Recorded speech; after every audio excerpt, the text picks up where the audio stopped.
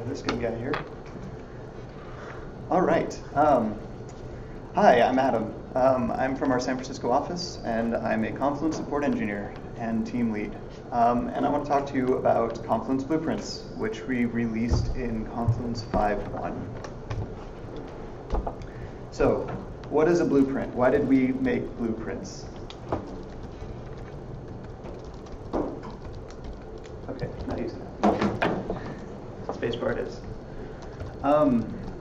So we get this question a lot. Users come and ask, well, what can I do with Confluence? And a power user, somebody from Atlassian will turn around and say, well, you can do meeting notes, you can do project plans, you can do requirements, release notes. And when we tell them all this, they have no idea how to turn that into a page, right? They go, great, but how? Well, then we turn around and we say, well, embedded pictures, tables, at mentions, inline tasks, graphs, they're great, use them. And after we tell them that, they're like, oh, okay, I see why we would use Confluence. So to address this, we built blueprints. And I think the best way to show you is to actually walk you through one of our blueprints. So this is the meeting notes blueprint. When you create new content, it'll pop up just like a page template would. And as soon as you start creating, we give you a quick, what would I use meeting notes for? How am I going to use meeting notes? So just a quick direction, if you will, kind of a how-to. Sorry, the video's a little slow. As soon as you get it created, it'll pre-populate some fields. So you can see the date, the title. This was created by our project manager in Confluence, Sharif, so his name gets populated in there. And it tells you, hey, mention a couple of your coworkers who are going to be at the meeting. Stop.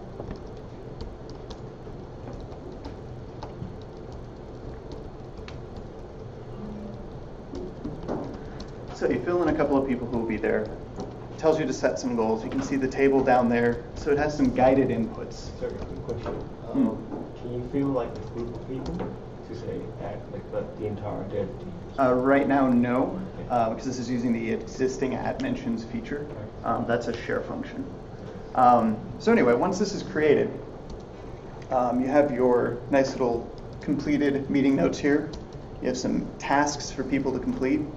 Now, an important thing that it does for you is, if you look over here on the left, you get a space shortcut called meeting notes. This is an index page that is created automatically, and it will store all of the meeting notes that you create inside of this space. So as you add more of them, it's going to automatically organize every single meeting note. You can also launch new meeting notes from that top corner box. So it's a really quick way to go through and have a lot of structured content and to help you understand what you can create with Confluence. So we guide you through the what. We tell you what you can do. The guide involves templates, it involves some how-tos, and it gives you a lot of in-page guidance as you're creating the content on what to do. And then lastly, they're going to structure it for you, right? That's really important. So organizing your space can be kind of a pain. So we like to think of blueprints as patterns, like Jay said. Things that you want to do, right? Outcomes. So we try to break it down into three kind of categories.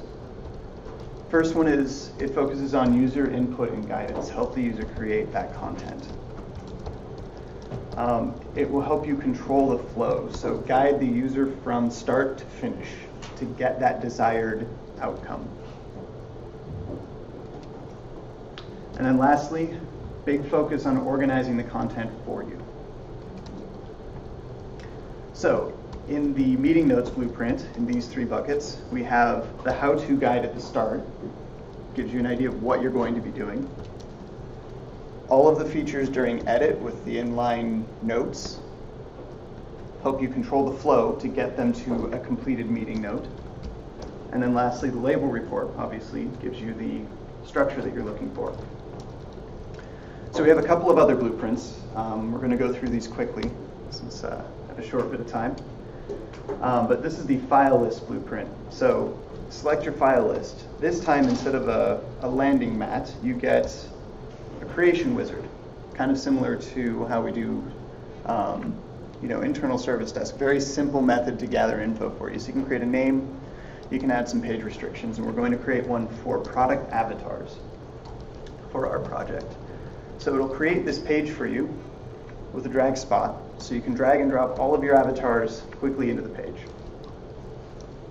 Automatically populate all of that for you.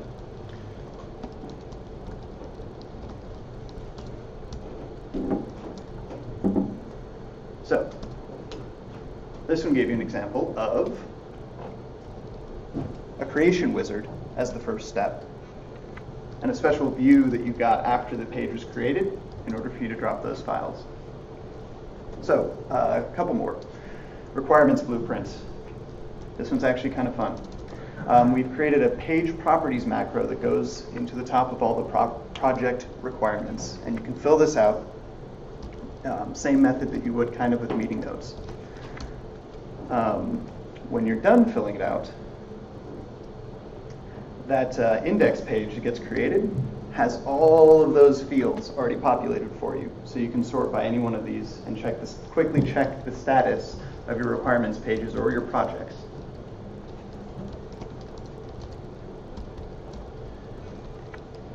So file list gave us a much more powerful structured page with page properties.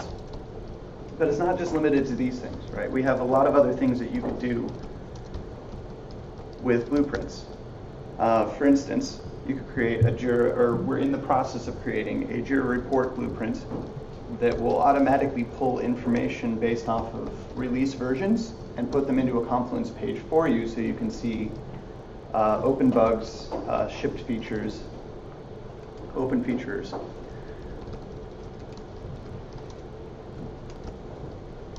Another one you could do, team calendars. You can create custom views in order to get the calendar content that people want in case the standard public calendars are not exactly what you're looking for. And now for structured content, another one we thought about is galleries. So creating a gallery blueprint that gives you a visual index of all of the photos that you've uploaded to your galleries. So there's a lot of possibilities here, and it can be mix and match. Right? You can do any combination of these things to get the outcome that you want. It's all about taking user from step A to step B to step C as easily as possible, so they get that page, they get that content that they need quickly. So that is Blueprints. If you have any extra questions, I'm happy to take them. You can also visit the 5.1 release notes to see a lot of extra pretty pictures in case you're wondering. So. Actually, we've been using Confluence without blueprints, but trying to use it as it was with blueprints. So the problem is data mining actually. So we have, I'm in security audit, so before doing the security audit for the product, we did a meeting with developers trying to figure out what they actually developed, so we could, make notes what they'll be seeing. And this is standard template, we created a template for that. And I'm actually using variables for that, but these variables get converted into input fields, and then there is no way of getting them back variables.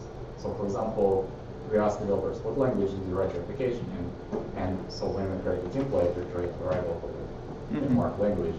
If that gets converted to, for example, select box, like all the languages we use, and we select the select box, then save the page, it becomes text. Right. So we can't get it back into something that we can mine. So we can say how many, for example, orders we did in Java or in .NET. Okay. So we have to parse it manually.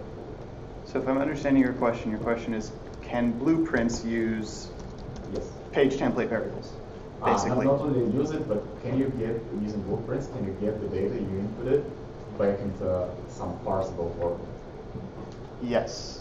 So one that one of the blueprints that our product manager Sharif, the guy who actually wrote this presentation, he has a blueprint for helping him make new blueprints. And inside of that, when he's creating his page, he has template variables with drop-down selects, just like that, inside of a page properties macro. So then when he's going through and doing those drop-downs, like you're saying, they'll show up on his index page as listed variables in order to mine it that way. So is that kind of the mining that you're looking for? Not entirely. Yes.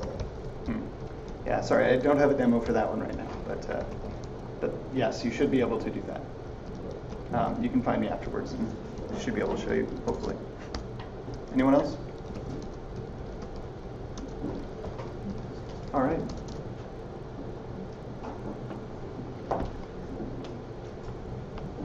Next.